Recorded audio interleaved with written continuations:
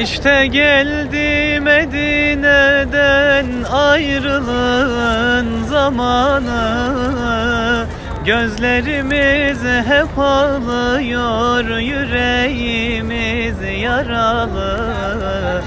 Şimdiden başladı hasret, inan ki çekilmiyor. Nasip olur mu bir daha sana gelmek ya Nebi? Çok istedim Ebu Bekir gibi sadık olmayı, adaletli Ömer gibi sana komşu olmayı. Çok istedim Osman gibi Kur'an ile ölmeyi. İstedim ya Resulallah yolunda can vermeyi. Çok istedim Hamza gibi Uhud'da can vermeyi. Ali gibi yatağında ölümü beklemeyi. Bilal gibi aşkın ile diyar diyar gezmeyi. Nasip olur mu bir daha sana gelmek ya Nebi?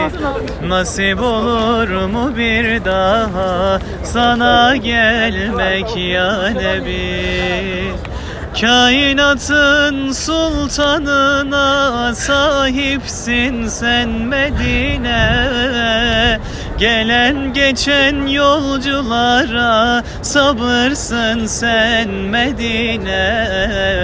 Sana gelmek kolay değil, ayrılmaksa zor çile.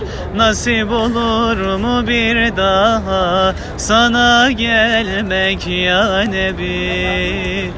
Çok istedim Ebu Bekir gibi sadık olmayı, adaletli Ömer gibi sana komşu olmayı. Çok istedim Osman gibi Kur'an ile ölmeyi. İstedim ya Resulallah yolunda can vermeyi.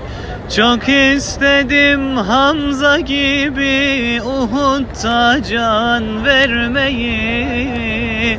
Ali gibi yatağında ölümü beklemeyi. Bilal gibi aşkın ile diyar diyar gezmeyi. İstedim ya Resulallah yolunda can vermeyi.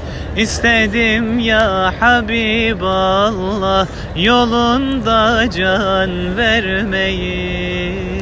Ala Resulina Muhammed'in salavat.